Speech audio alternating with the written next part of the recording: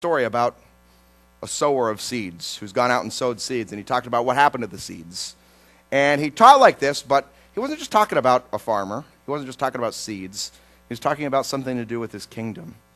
And he has this phrase here, let he who has ears, let him hear.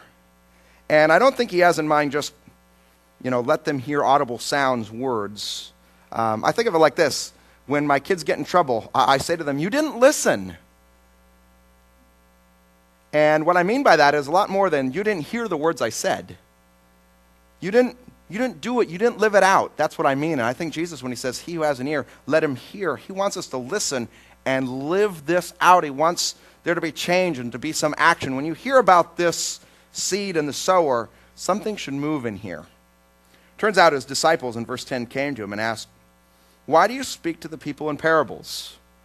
And Jesus talks about how the knowledge of the kingdom has been given to his disciples and that their hearts and minds have been opened up to hear and see things that other people's haven't. I don't want to spend some time talking about this aside because in just a few verses later, Jesus explains what this parable means. And I want to get to that. But before we do, I'd like for you just to look at verse 16 with me.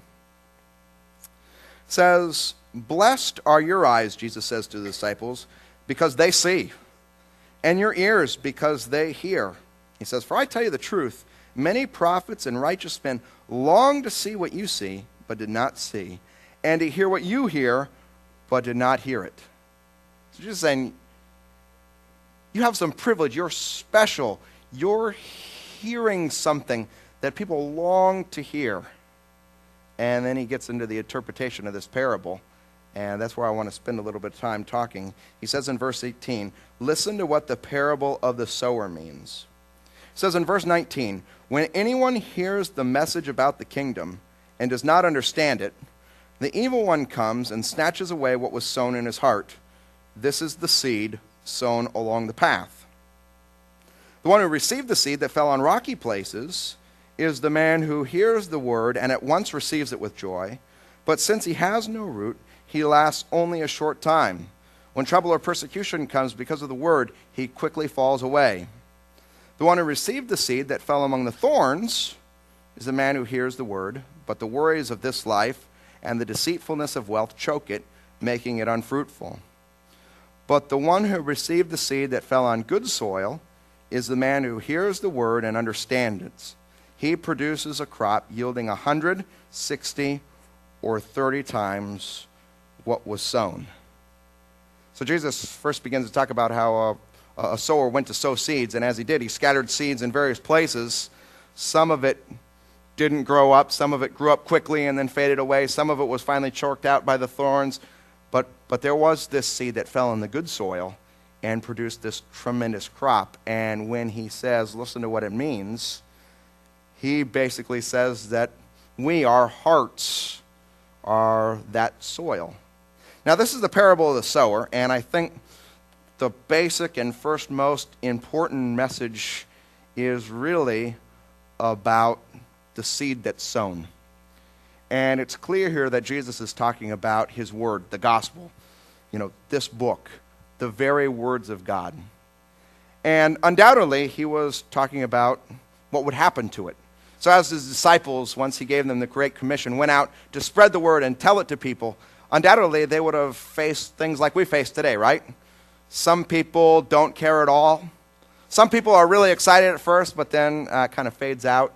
Other people, they're interested, but they have so much other stuff going on that they don't really have time. But certainly there'll be those who it really takes root in. And Jesus said, that's what I want you to know. My kingdom is like that. It's going to grow. There are going to be people who receive it. I brought along with me kind of a visual aid, okay? So these bean bags, pretend they're seeds. So Jesus is saying something like this. Okay, some of the seed, when it's sown, is going to fall along the path. And when that happens, the evil one's going to come in and just snatches away. And for whatever reason, the seed that's sown there, it just doesn't seem to impact people or make a difference. And it doesn't take any root at all. Now, if you're one of the disciples kind of giving the seed out, you may say to yourself, whoa, my seed is getting short. And that came to nothing. But he says some of it is like seed that's sown in rocky places. And because of the soil's shallow and gets damp, that plant will go up quickly.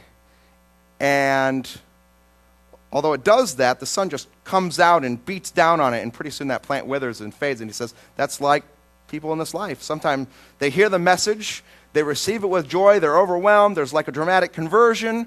And you know people like this, right? I mean, there may be some people who are here today, they're just, wow, I'm really excited. But over the course of time, it just fades out.